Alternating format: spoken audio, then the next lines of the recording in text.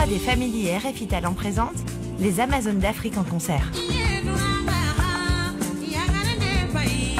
Retrouvez les divas panafricaines sur la scène du Théâtre des Louvrais à Pontoise, près de Paris, le 10 mars à 21h. Plus d'infos sur point au pluriel, -commun au pluriel.com.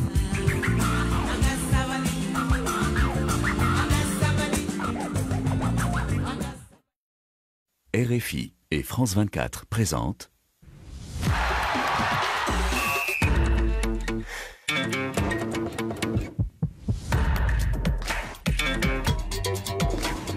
Radio Foot International, le Café des Sports. Hugo Moissonnier.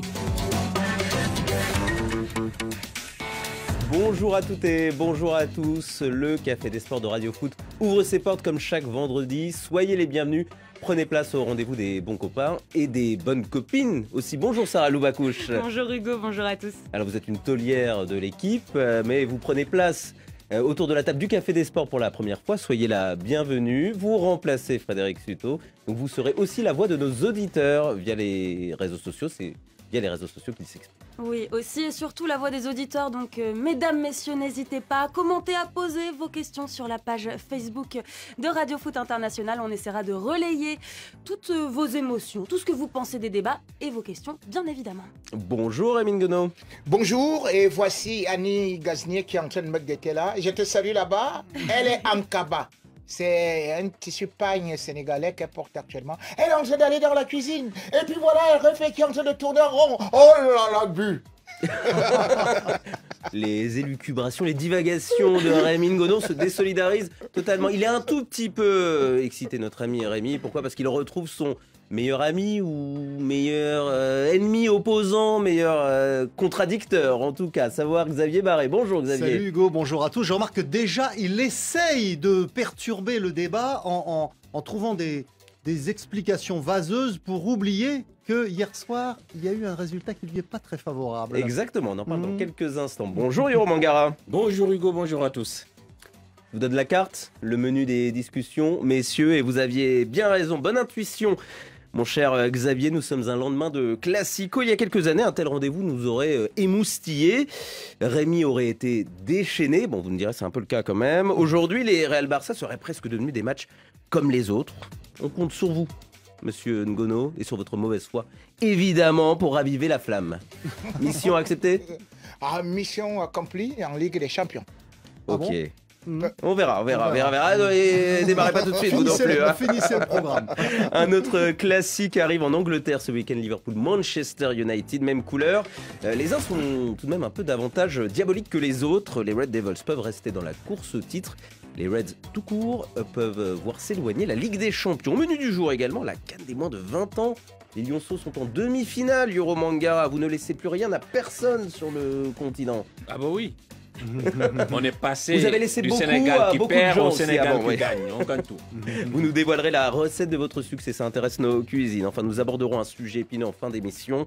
Achraf Hakimi, défenseur du PSG, mis en examen pour viol. Comment le PSG doit-il se positionner dans ce dossier ? Le Café des Sports délivrera également ses traditionnels cartons. Rendez-vous en fin d'émission. Merci à tous ceux qui œuvrent en salle, comme en cuisine, comme au service. David Finzel, Souel Kedir, Yann Bourdelas et bien évidemment notre réalisateur, le maestro Laurent Salerno.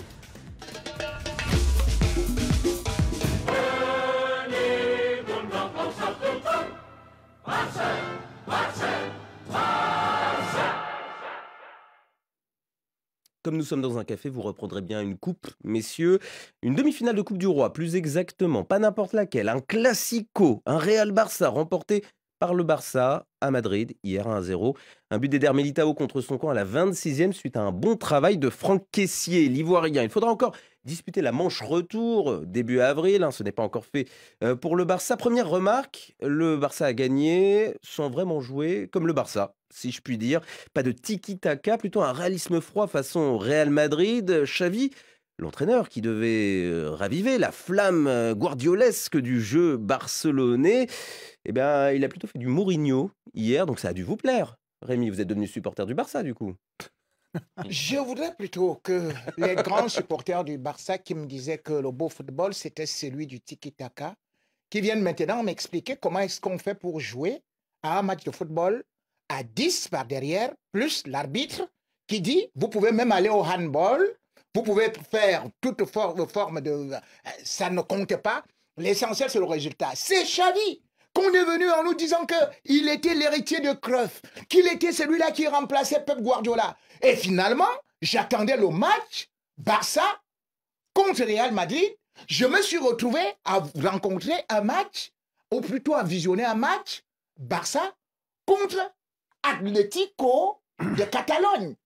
Et du coup, je me suis dit, ce n'était plus un match de football dans la mesure où vous vous rendiez quand même compte. Le Barça, dans un match de football réussi, une possession de 35%. Le Barça, dans un match de football, perd son identité et se retrouve tout simplement à nous dire que bon, écoutez, nous, on a été intransigeants, mais on a quand même eu à faire 380 passes devant un Real, peut-être qui a fait 680 passes. En fait, là, je crois qu'il faudrait recruter au Barça prochainement Diego Simeone.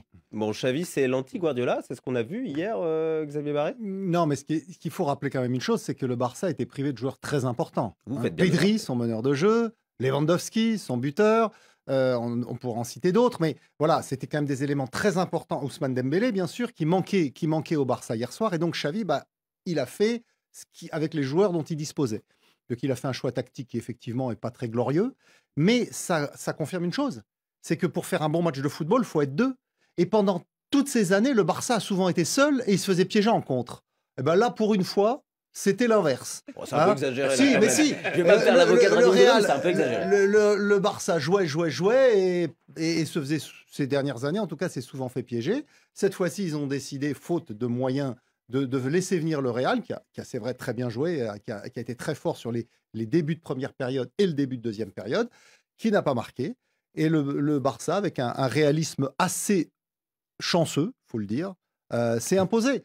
Pour une fois, les rôles sont inversés. Bon, on va en sourire. On est toujours un petit peu dans ce cliché que le Barça, Jürgen Gras, serait un peu dépositaire du beau jeu et Xavi devait être dans la lignée Cruyff, Guardiola, Rémi l'a rappelé. On voit qu'il est quand même un peu plus pragmatique et que le Barça... Mais ce qu'il a fait hier, c'est n'a du pas de monopole, pragmatisme. finalement. Moi, je crois qu'on n'avait pas un classico hier, c'était plutôt un derby entre l'Atlético et le Real Madrid.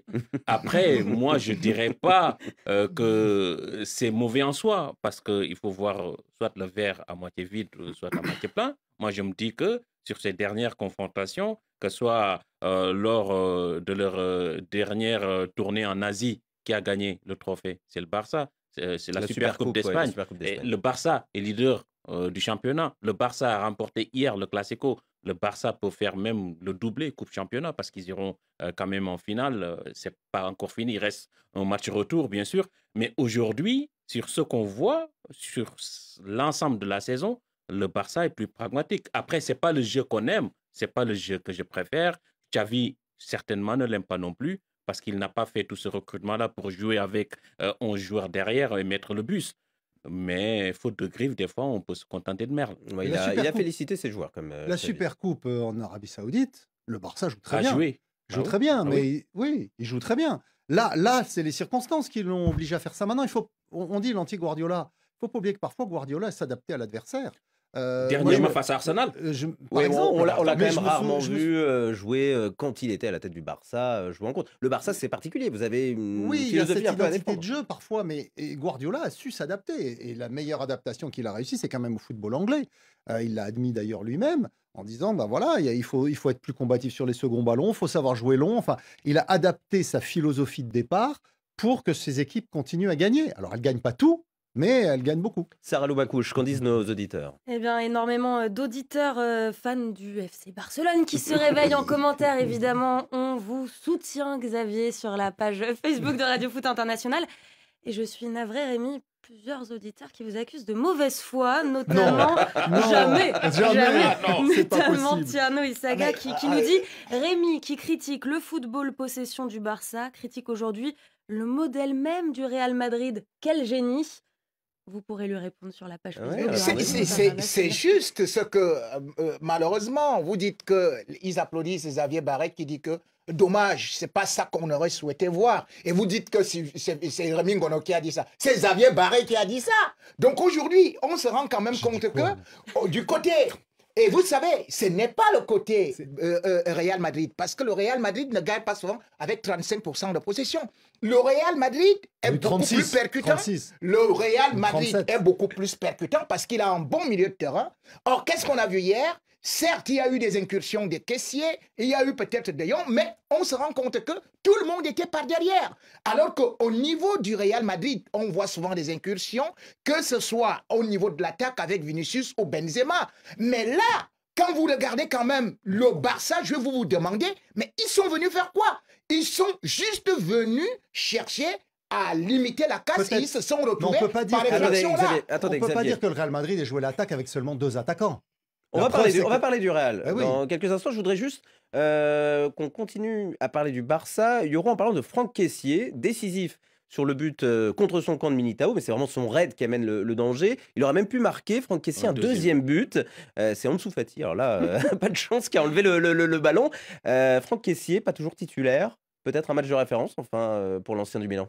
Match de référence, non, je crois qu'il a fait même des meilleurs matchs que ça avec le FC Barcelone depuis le début de saison. Il ne joue pas énormément, mais quand on voit le caissier du Milan ces 3 dernières années, et même l'année du titre, il y a un an, il était un joueur exceptionnel. C'est un box-to-box, il peut jouer devant la défense, il peut jouer numéro 8, il sait tout faire. Il sait frapper des pénaltys, il sait se projeter.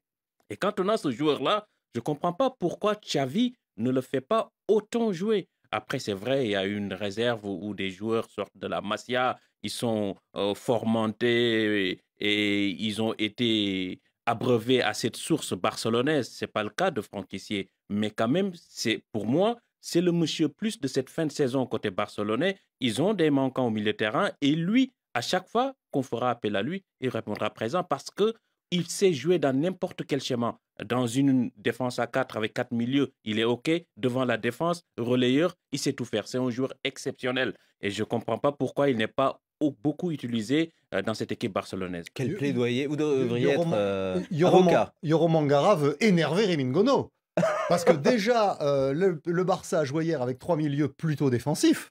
Donc Sergio Busquets, Frenkie de Jong et bien Franck sûr Kessié. Franck Kessié. Et il voudrait les laisser tout le temps. Non, c'est pas dans la nature du Barça. Hein. Il faut quand même qu'il y ait de temps en temps Pedri ou Gavi pour mener le jeu. Ouais, mais peut-être que voir Kessié les deux. peut prendre Kessié la peut jouer place, meneur de jeu. Il est très bon. Il a été très bon hier. Voilà. Là, il était vraiment dans un registre de combat, où il fallait Ah couvrir oui, mais beaucoup ça, de volume. ça a fait du mal. Il ouais. a été très très bon hier. Même en sélection, il lui arrive de jouer numéro 10. Ouais, peut-être que. Ouais, faut voir. Mais je pense que quand même, avec un Pedri ou un Gavi meneur de jeu, le Barça est plus fort. Allez, on va parler du Real à présent. Un Real vraiment aux deux visages, hein, puisque en Europe, il peut en passer 5 presque sans forcer, même en étant mené de 0 sur le terrain de Liverpool. En revanche, sur le plan domestique, eh bien 7 points de retard en championnat sur le Barça et puis une défaite en demi-finale de la Coupe à domicile face au Barça toujours. Rémi, qu'est-ce qui se passe? Pourquoi il est Janus un peu ce Real avec deux visages? Quelle est votre explication? L'explication est simple. Le Barça joue contre le Real. C'est le trophée du Barça. Nous avons gagné le Real. Point. Le Real joue contre l'Europe. Nous avons remporté la Ligue des Champions. C'est comme ça que ça se joue. Donc vous êtes au-dessus de ça. Est-ce que vous savez Vous êtes d'ailleurs au-dessus de ça, qu'en c'est ça Liga, depuis 70, peut-être au niveau du Bernabéu, à peine, le Real n'a remporté qu'un match. Un match depuis 70. Mais cependant, En coupe. en coupe, donc, quand vous vous rendez compte maintenant de ce que le Real peut produire sur des grandes compétitions, on voit bel et bien que le Barça vient étant survolté, surchargé pour uniquement combattre ce Real Madrid. attendez, Mais moi, de toute façon, et vous savez très bien que la Coupe du Roi, la Coupe du Roi, généralement est qualifiée comme la Coupe du village pour le Real Madrid, pendant que la couronne européenne est la grande conquête. Donc, il y a un proverbe africain qui dit « L'éléphant ne va pas à la chasse pour rentrer avec la tortue. » Oui, donc si je traduis, hier c'était Annecy-Marseille avec le Ah petit ouais, poussé ouais, qui s'est ouais, dépouillé parce que le exactement. charme de la coupe, vous comprenez. Ce Real aux deux visages, parce qu'hier ils auraient pu jouer des heures et des heures sans marquer. C'est-à-dire Mais qu'ils ont le ballon et je ils se pense- procurent aucune occasion. Moi, je pense qu'il y a un problème de fraîcheur physique au Real, parce qu'il y a beaucoup de joueurs âgés, voire très âgés maintenant, plus que trentenaires, Benzema, Modric, Kroos. Et donc, ils attaquent chaque début de, je le disais tout à l'heure, chaque début de période a été très bon. Ils ont été vraiment très offensifs, très dominateurs. Ils ont vraiment mis en danger le Barça. Ils ont même marqué Benzema un but qui a été annulé pour hors-jeu. Et puis après, ils s'essoufflent. Et après, ils ont du mal à finir les périodes. D'ailleurs, Ancelotti a fait beaucoup de changements en fin de match, mais Donc, curieusement, il a laissé. Que L'Oréal Il a gagne laissé. toujours à la 93e minute. Il a laissé Dani Ceballos. Alors après, il y a aussi un élément, c'est que c'est facile de venir marquer un but à la 93e quand vous menez déjà 4-0. Bon, un 5e, bon, c'est pas très important. Mais quand il faut pousser face à une équipe bien organisée comme le Barça hier, ça suffit pas. Sarah Lou, est-ce que des supporters du Real s'expriment un petit peu, expriment leurs doutes? Oui, et plusieurs auditeurs posent la question, est-ce que finalement, ce Barça-là, ce serait pas la bête noire, la seule bête noire qui resterait au Real Madrid, Rémi? Oui, c'est ce Barça version village. Puisque lorsque le Barça se retrouve devant Manchester United, eh bien, mais attendez, plusieurs auditeurs vous demandent aussi d'arrêter de sortir sérieux, cet argument de je vous dis que l'objectif du Real, c'est la Ligue des Champions. L'objectif du Barça, c'est la Ligue Europa. 2 éliminations. Et finalement, qu'est-ce qu'il leur reste? C'est la Ligue des Champignons. C'est-à-dire que la Coupe du village. Donc ils y sont à plein temps. Et regardez quand même ça, on ne doit pas s'éparpiller comme ça. Le Real peut finir la saison blanche. Hein. On va... C'est ce qui lui pend au nez d'ailleurs, parce que l'an dernier, il gagne la Ligue des Champions miraculeusement. Le propre d'un miracle, c'est de ne pas se répéter. On va voir. La saison européenne est encore longue. La saison est encore longue. Rémi, soyez un peu discipliné. Dernière question sur ce Classico. Ce qui nous a un petit peu frappé, et je le disais en introduction, c'est que on est un peu moins chamboulé par les Classicos. Les lendemains de Classico sont un peu plus calmes qu'il y a quelques années, lorsqu'il y avait le duel Messi-Ronaldo, Yoro Mangara. Est-ce que cette affiche, qui était quasiment le Super Bowl du football, est en déclin? Il y a quelques années, ça faisait 1,3 milliard de téléspectateurs dans le monde. Aujourd'hui, ce n'est plus le cas. Quand vous perdez Messi, Cristiano Ronaldo, Neymar dans un championnat, Luis Suarez, c'est énorme. Et pendant ce temps, derrière, on n'a rien recruté, ou pas les mêmes joueurs quand même. La Liga est en train de se reconstruire. Elle traverse des périodes difficiles. Elle a vendu son image à une société pour pouvoir recruter. Mais ça n'a pas permis pour l'instant à la Liga de décoller de nouveau. Il y a quelques années quand même, mettre dans une équipe Ronaldinho, Messi, Thierry Henry, Eto'o, c'est quand même quelque chose d'impensable aujourd'hui. Ni du côté du FC Barcelone, ni du côté du Real Madrid. Et ce sont les 2 clubs qui sont les locomotives de ce championnat. Derrière, on n'en parle plus. Vous ne voyez plus des joueurs comme Mendieta à Valence, etc. C'est fini ça. Aujourd'hui, financièrement, économiquement, les clubs de la Liga traversent une période difficile. C'est un tableau noir que vous nous proposez, Xavier Barré. Le Real Madrid a des finances très très saines. J'ai dit Xavier. J'ai pas dit Rémi. Mais c'est un peu structurel du Café des Sports aussi, hein, le Classico. Comment on va faire? Il va falloir qu'on trouve d'autres oppositions. C'est vrai que le match hier a pu être décevant par rapport à d'autres qu'on a connus par le passé, mais il y a toujours cette même passion autour. Et j'ai vibré jusqu'au bout, pour ma part, chez moi, avec mon fils, pour que le Barça gagne. On était bien contents.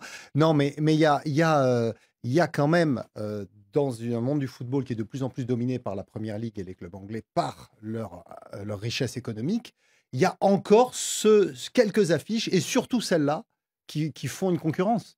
Sinon, dans le reste du monde, aujourd'hui, vous avez que le football anglais. Hein. Et bien justement, la transition est tout trouvée. On va parler du football anglais.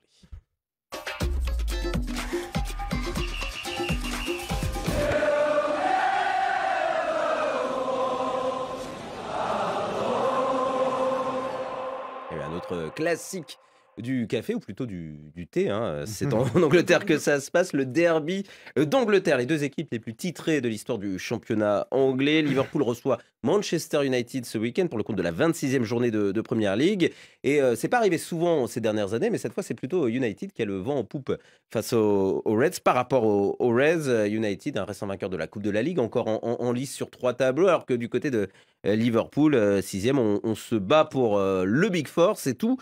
6 points du Big Four pour les Reds. Bon, il reste encore la Ligue des Champions, mais c'est mal embarqué. Les Red Devils vont-ils poursuivre sur leur lancée et de nouveau faire douter les Reds de Liverpool, Rémi Ngono?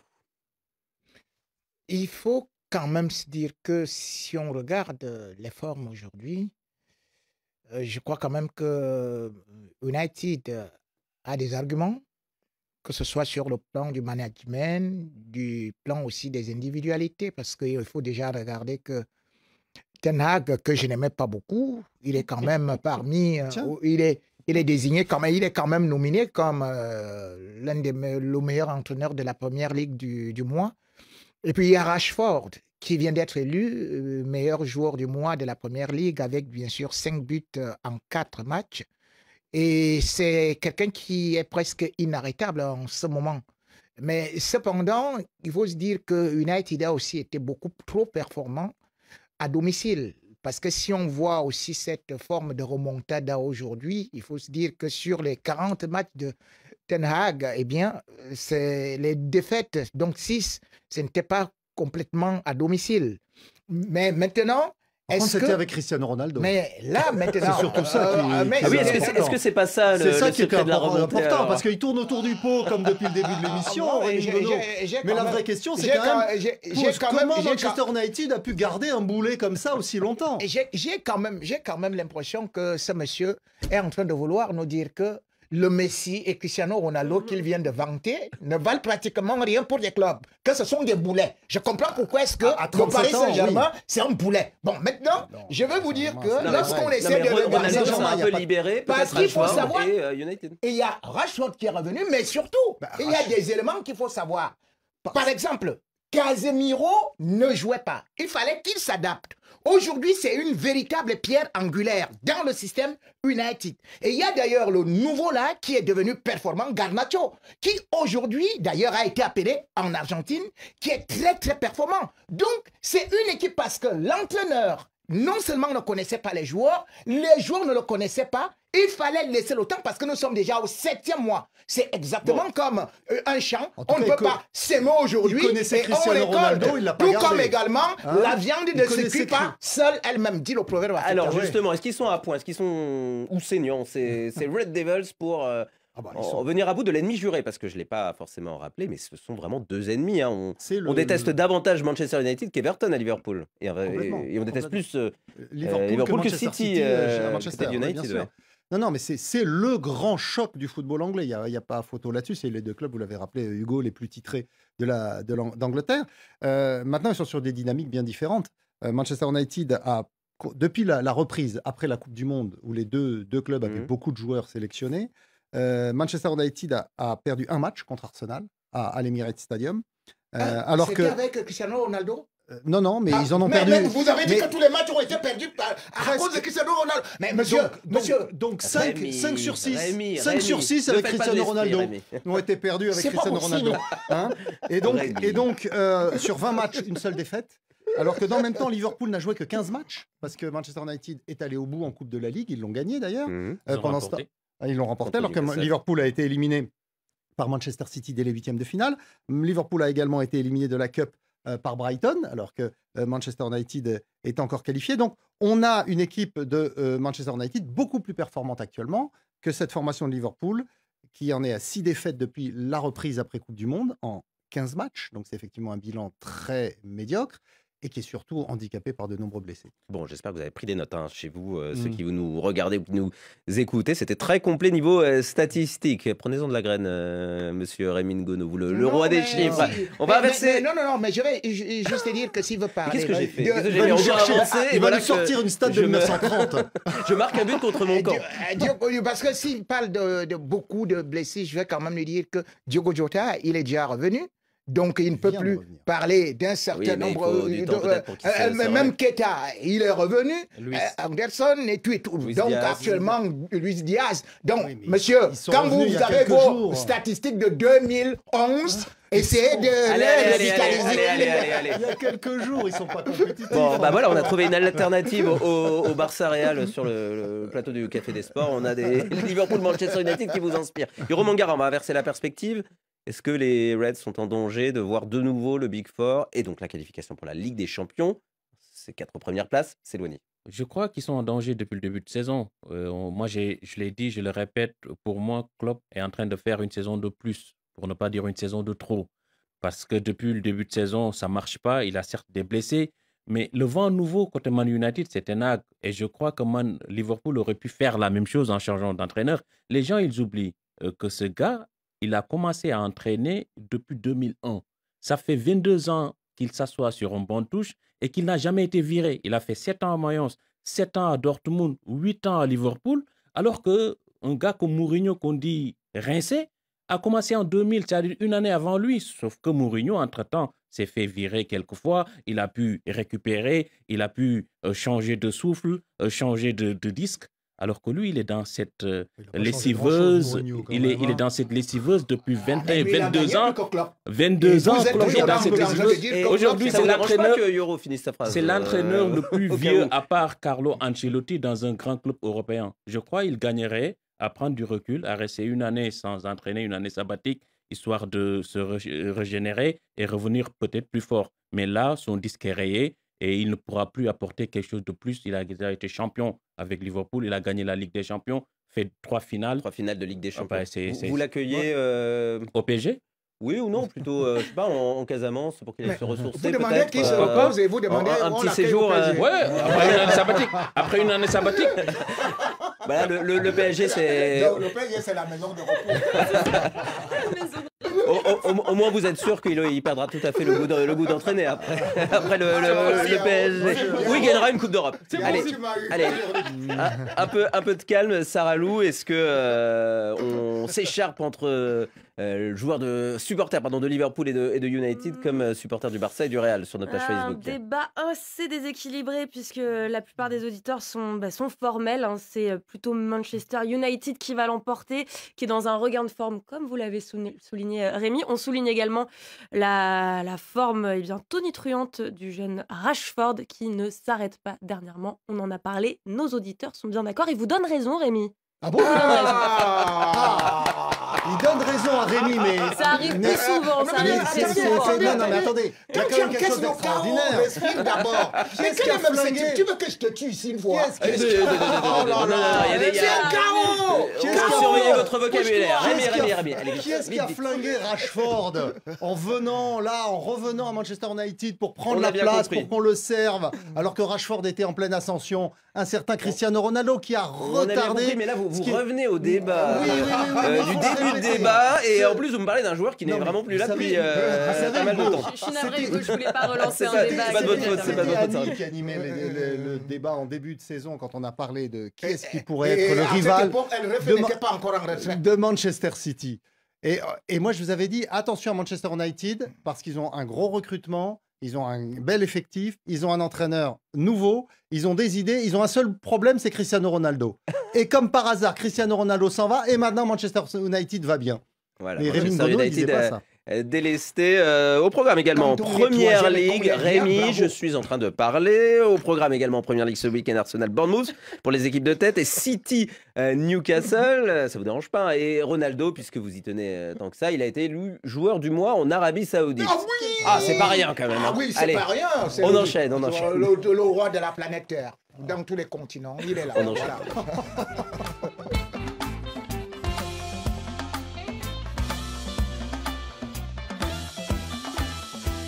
Les lions, ils sont affamés, les lions du Sénégal, chez les grands, entre guillemets, la CAN, le CHAN, comme chez les, je ne vais pas dire les petits, les juniors, la relève, les espoirs, Yoro Mangara. En Égypte, les lionceaux marchent sur les traces de leurs aînés. Sarah Loubakouche, ils ont atteint le dernier carré. Mais oui, ils se sont qualifiés hier. Ça a d'ailleurs été la première équipe qualifiée pour les demi-finales de la CAN des moins de 20 ans qui se déroule en Égypte.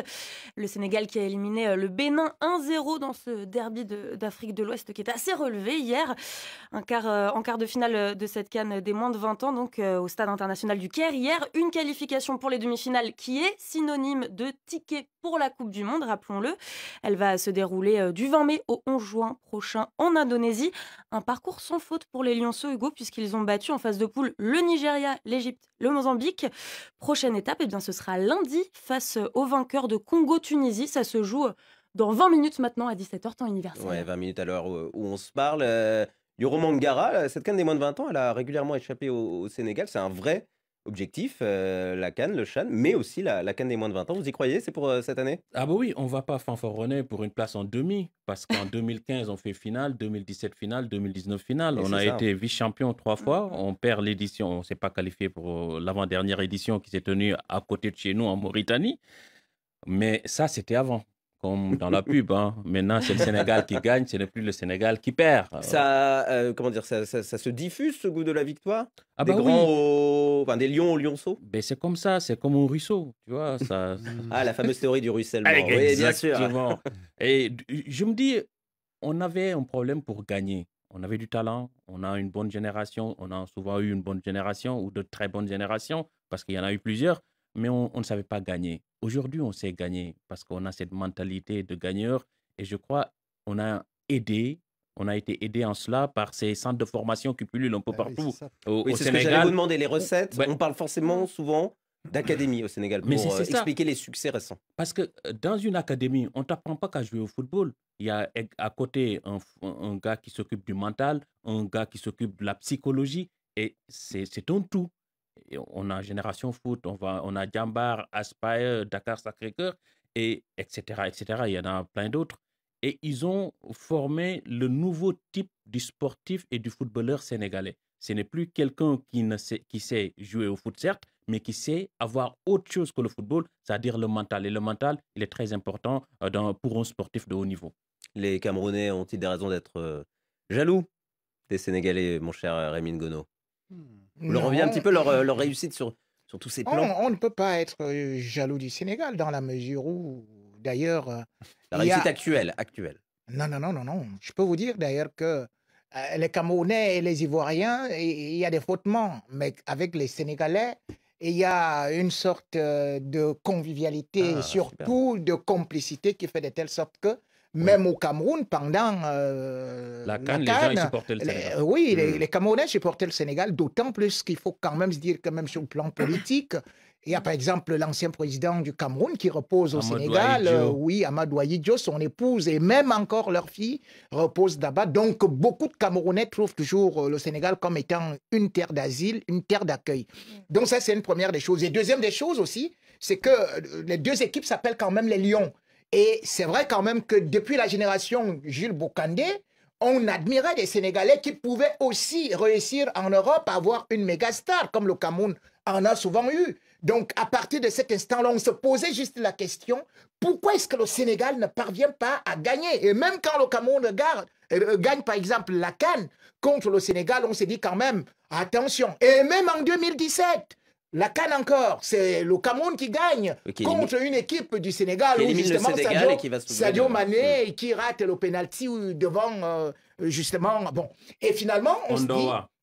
devant on doit. Et justement, on s'est dit que avec le temps qui arrive, le Sénégal a pris conscience d'une chose qui devrait servir de leçon à toute l'Afrique, à savoir les écoles de formation, comme il a parlé là, les centres de formation. C'est là les pousses, c'est là où on trouve, où on cultive. Et il y a un proverbe africain qui dit la guêpe maçonnique ne construit pas son nid en un seul jour. D'accord, bon, il est costaud ce proverbe. Sarah Loubakouche, des supporters, ils réclamaient qu'on évoque les exploits des Lionceaux dans cette émission, donc ils sont au taquet, si je puis dire. Complètement, je pense qu'ils sont très heureux des drapeaux sénégalais et camerounais à foison dans les commentaires sur la page Facebook de Radio Foot International. Et puis ce commentaire qui résume tout, Sénégal, Cameroun, peu importe, allez les Lions. Je pense que... Et allez les Lions pour le 7 mars, donc la demi-finale du Sénégal, lors du Et mes amis mondial de la béninois. CAN, pardon, Ce sera lundi, on m'a dit le 7 mars, Le j'ai bien, 7 mars, peut-être le alors. 6. Bon bref, ce sera la semaine prochaine, pardon, pour la demi-finale du Sénégal dans cette Coupe Et d'Afrique des mes moins amis de 20 béninois, ans. ça sert à rien de changer de nom si on perd, hein. Oh, soyez fair play, soyez fair play. C'est- Allez, on enchaîne. On enchaîne avec un dernier sujet, loin des terrains, avant les cartons promis. Un rendez-vous dans quelques instants dans ce Café des Sports. Le Marocain Achraf Hakimi, vedette des Lions de l'Atlas, du Maroc et du Paris Saint-Germain, mis en examen par la justice française pour viol suite aux accusations d'une jeune femme de 24 ans qui l'accuse, donc Hakimi, de l'avoir violée chez lui à son domicile en région parisienne il y a quelques jours. Le défenseur marocain se défend, il conteste les accusations. Sa défense parle même d'une tentative de racket. On ne va pas s'exprimer sur le fond de l'affaire, on va laisser la justice travailler. Simplement pour dire qu'Hakimi est soutenu par le Paris Saint-Germain, cité par l'agence France Presse, qui dit que le club est au soutien du joueur et qui a fermement démenti les accusations. Quant à Christophe Galtier, il ne s'est pas vraiment exprimé sur l'affaire. Il a plutôt parlé du retour d'Hakimi en tant que joueur, parce qu'il est actuellement blessé pour le match contre le Bayern Munich. Xavier Barré, est-ce que vous comprenez la manière dont le Paris Saint-Germain gère cette affaire, ce dossier forcément épineux? Oui, parce que là, pour le moment, on a simplement un dépôt de plainte. Donc, comme vous l'avez Et dit, une mise en examen. la mise en examen, mais c'est fait pour que justement la justice puisse travailler et avoir plus d'éléments pour faire la vérité dans cette affaire. Je crains malheureusement qu'on ait d'ailleurs de plus en plus d'affaires de ce style, parce que y a des joueurs qui sont très convoités, très sollicités, qui ont beaucoup d'argent. Et il y a des personnes qui parfois se disent on peut peut-être essayer de récupérer de l'argent par des méthodes, voilà, en faisant appel à la justice pour Alors ça, essayer c'est de la thèse de la récupérer. défense d'Hakimi, mais rien ne nous permet de dire que c'est Oui, le cas mais on ici. sait que dans d'autres pays, notamment en Angleterre, il y a eu à une époque, et ça continue de temps en temps, Mais là, la question, beaucoup c'est de vraiment choses à faire. pour Alors, le PSG. du Est-ce coup, que c'est pas compliqué? les clubs sont obligés effectivement maintenant de surveiller de plus en plus leurs joueurs, mais ils peuvent pas non plus leur mettre un garde-chourne 24 heures sur 24 Non, derrière. mais est-ce qu'il faut... Donc, Je sais que le temps judiciaire est long, mais est-ce que ça ben, pourrait pas être aussi une solution aussi pour préserver Hakimi d'une certaine manière, de dire, bon, voilà, on va pas t'exposer sur les terrains tout de suite, surtout en Ligue des je Champions. pense que le Paris Saint-Germain a suffisamment d'éléments pour savoir la position à prendre dans ce cas-là. On se souvient effectivement, si vous voulez qu'on compare avec Benjamin Mendy, que Manchester City avait écarté Benjamin Mendy. Mais là, on n'avait pas une plainte, on en avait 7. Et d'ailleurs 6 qui ont d'ailleurs été non Il a conservés été par le déclaré par le non coupable de tribunal. 6 viols Voilà. et une agression sexuelle, et il reste Il des reste dossiers à juger. Voilà. Donc encore une fois, le club là est confronté à un choix. Il y a une procédure judiciaire en cours qui risque d'être assez longue parce que la justice française, effectivement, est souvent assez longue parce que les tribunaux sont débordés. Et donc, lui, pendant ce temps, il y a des échéances sportives qu'il faut honorer. Et donc, du coup, bien, ils le font jouer. C'est normal. Pour le moment, il n'est pas condamné. Il est juste mis en examen. Yoro Mangara, vous comprenez le positionnement du Paris Saint-Germain et le Je fait comprends, mais c'est un sujet sur lequel j'aime pas trop m'épancher parce que c'est pendant devant la justice et c'est très compliqué. Et Là, c'est vraiment voilà. sur la gestion plutôt des clubs. On sait que c'est Oui, compliqué. Hein, donc. oui, mais bon, moi je suis le PSG. Si j'ai besoin de Achraf Hakimi et qu'il me dise qu'il est en état de jouer, je le ferai jouer. Donc ça dépend de l'état mental du joueur. Et si lui décide qu'il préfère se mettre en retrait pour lui et pour le club, je crois qu'ils sont assez intelligents pour lui laisser cette porte-là. En tout cas, il était à l'entraînement ce matin. A priori, il n'a rien laissé transparaître de sa situation. Rémi Ngono, votre regard sur la gestion du PSG et des clubs en général sur le cas Hakimi et d'autres affaires analogues?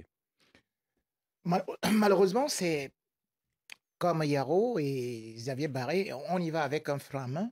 Oui. Parce que Oui, non, mais c'est justement, normal d'être prudent et parce que peser ses mots. justement, comme par exemple, on évoquait l'affaire Mendy, je connais comment ça a fait du bruit. Et finalement, on se retrouve quand même avec 6 dossiers qui pratiquement ont Mais été l'affaire n'est annulés. pas Et terminée. pourtant, ça fait 1 an. C'est-à-dire que lui, il a déjà perdu. Et vous savez très bien, et beaucoup d'ailleurs, c'est-à-dire que cela va rester collé à son image, à son nom, à sa réputation. Et malheureusement, il y a un proverbe africain qui dit d'ailleurs que on peut soigner une blessure, mais pas une mauvaise réputation. Et bien évidemment, certains ont parlé de cette histoire qui voudrait aujourd'hui que parfois, il est plus facile de déposer une plainte et par la suite, les gens ne suivent même pas la suite de la plainte, on condamne immédiatement. Donc, c'est pour ça que je dis que il faut toujours laisser la justice et non déjà immédiatement, surtout dans l'affaire des mœurs, dans la mesure où une femme, quand elle va quand même se déclarer ou bien va déclarer telle ou telle chose, eh bien, on ne va pas prendre cette parole-là comme étant celle de l'évangile, encore qu'on discute aujourd'hui l'évangile. Donc, il faudrait quand même aussi qu'on laisse une porte aux joueurs pour qu'ils puissent se rattraper, pour qu'ils puissent se défendre. Donc moi, ces représentants se sont exprimés je crois que et la justice parce que je crois que Hakimi, comme le Paris Saint-Germain, devrait continuer encore dans la mesure où, pour l'instant, les éléments qui sont encore là, personne ne les connaît. Bon, en tout cas, le Paris Saint-Germain devrait faire jouer Hakimi, en tout cas espère faire jouer Hakimi la semaine prochaine contre le Bayern Munich en 8e de finale retour de la Ligue des Champions. Pour ce qui est de la Ligue 1, le PSG sera contre Nantes, recevra Nantes. Forcément, ça vous intéresse. J'y serai. Ça vous intéresse et vous y serez. Xavier Barret, ce sera à suivre demain pour le compte donc de la Ligue 1. Carton jaune. Un carton là. Qui sort un carton jaune. Ouh là là là là, carton rouge. Carton rouge. Dans la confusion. Carton vert. Extraordinaire. Rien à dire. Nos auditeurs ont du talent, des choses à dire et bien sûr des cartons à distribuer. Salut toute l'équipe de la Radio Foot Internationale. C'est Gianni Mopila, chauffeur de taxi depuis la ville de Pointe-Noire, Congo-Brazzaville. Moi, je donne un carton rouge à l'entraîneur de Marseille, Monsieur Igor Tudor. Nous sommes déçus, nous sommes très déçus. Nous sommes éliminés en quart de finale à domicile contre une équipe de 2e division. Je m'appelle Baba Larassam Géléon. Je donne le carton vert à l'arbitre Clément Turpin qui a arbitré le match entre Olympique de Marseille et Paris Saint-Germain.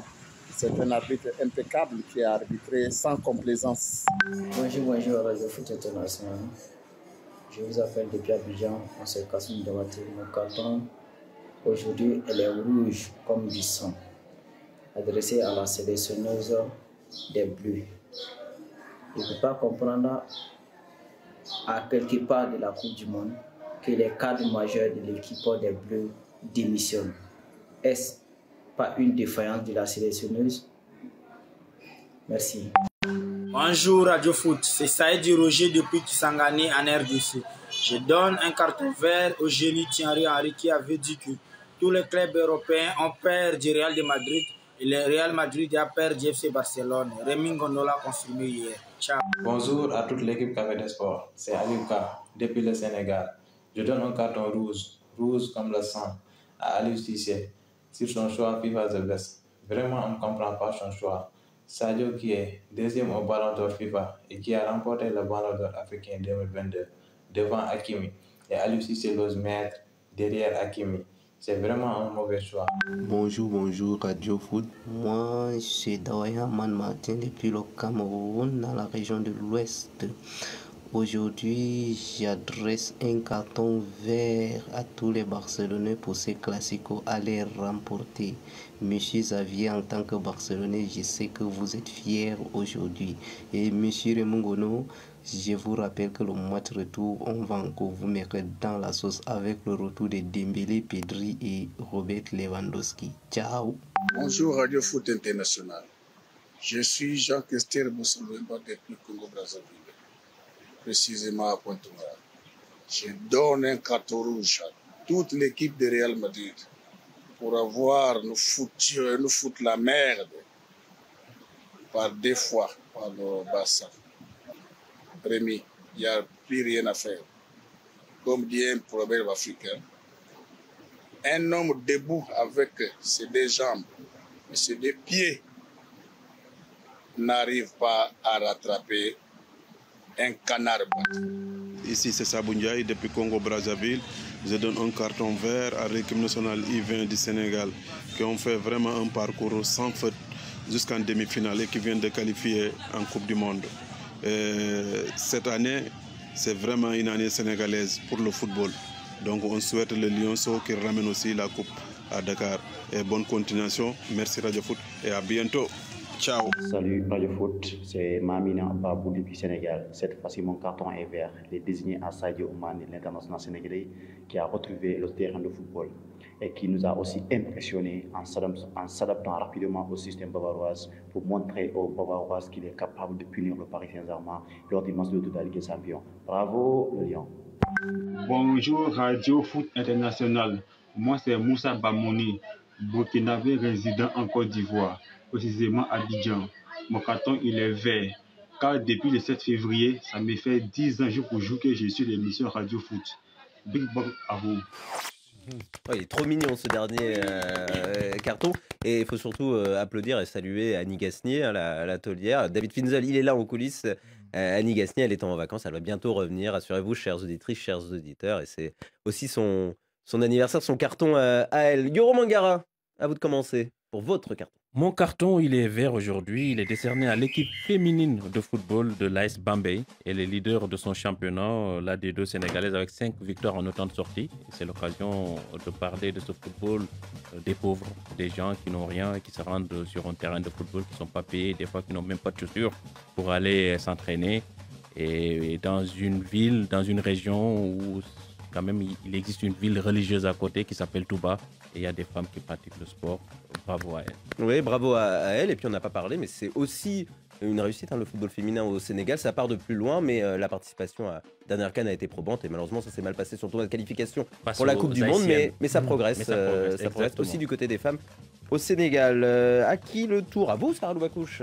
Et moi, mon carton est vert également. Il va à Ken Sema. Vous l'avez peut-être vu dans une vidéo qui a pas mal tourné sur les réseaux sociaux. Ken Sema, c'est un joueur de D2 anglaise. Il évolue à Watford. Et il y a 2 semaines, il a mis un doublé pour son équipe face à West Brom Albion. Il a permis à Watford de l'emporter 3-2. Mais c'est pas ça qui nous intéresse. C'est que l'attaquant suédois s'est distingué après le match. Il a accordé une interview aux médias de son club. Et Ken Sema, il souffre de bégaiement. Mais il n'a pas reculé face à l'exercice. Ça a été salué par beaucoup sur les réseaux sociaux. Il a été qualifié d'exemple, de role model, comme on dit en anglais. Et il l'a dit lui-même, j'ai vite arrêté de considérer le bégaiement comme un obstacle. On peut dire qu'il a bien raison et on espère que Ken Sema pourra inspirer plein de jeunes qui souffrent aussi de bégaiement à dépasser leur peur de prendre la parole en public. Un bel exemple inspirant. Oui, comme quoi il y a des interviews d'après-match qui peuvent faire la différence, effectivement. Xavier Barré. C'est toute l'histoire du discours d'un roi en Angleterre. Effectivement. La petite recommandation cinématique.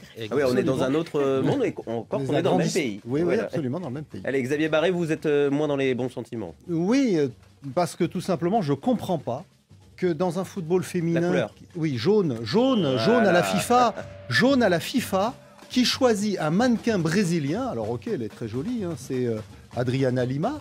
Mais pour représenter les femmes, pour être ambassadrice du mondial de football qui va avoir lieu cet été en Australie et en Nouvelle-Zélande, il n'y a pas des jeunes femmes de talent et de qualité et de charisme, qui pourraient être ambassadrices. Moi, j'ai à l'esprit qui vient. Proposé qu'elle soit là. Oui, non, mais il parle par exemple de footballeuses. Je parle de footballeuses. Il y a Mia Hamm, il y a Brandi Chastain pour parler des Américaines qui ont été championnes du monde pendant longtemps. Il y a des Allemandes, il y a des Scandinaves. Il y aura bientôt des Africaines et il y a bien sûr Chut, mais elle n'est pas qualifiée, mais elle est encore joueuse, je veux dire. Mais pour des ambassadrices, on peut aller chercher des anciennes joueuses. C'est quand même plus légitime que d'aller chercher un mannequin. Le message est passé. Rémi Godot. Sur ma page Facebook JP Rémi Ngono, il y a donc Pauline Bill qui donne un carton rouge à un Camerounais gardien de but qui représentait l'espoir, le soleil, parce qu'il avait été désigné meilleur gardien à la CAN 2017. Fabrice Ondoa. On disait c'est le futur Thomas Ngono, le futur Bel Joseph Antoine, et que dis-je encore? Mais où est passé Ondoa? On se rend compte maintenant que Rigobert Song vient de faire sortir une liste pour les pré-convoqués, enfin pour... Maintenant, on se rend compte que sur les 4 gardiens, il n'y a même pas Ondoa. Qu'on croyait que, bien, il sera là, qu'il est en train d'évoluer, mais non, Ondoa, il s'est perdu parce que justement, depuis 2020, lui aussi dans l'indiscipline, d'ailleurs, il avait été un peu écarté par Ostende, donc pratiquement, il s'est versé, comme le dit un proverbe africain, on ne ramasse pas l'huile qui s'est déjà versée. Le carton de Radio Foot rouge contre Noël Le Graët. Allez, jaune orangé, on va être gentil. Le désormais ex-président de la Fédération française de football, sa sortie après les polémiques, sa démission a manqué d'élégance selon nous, notamment lorsqu'il parle de coups montés après le témoignage de l'agente Sonia Suide. Elle l'accuse d'une attitude pour le moins déplacée à son encontre. Vous avez été parfait. Merci mademoiselle, merci messieurs pour ce café des sports. Excellente soirée à l'écoute de RFI ou en regardant France 24.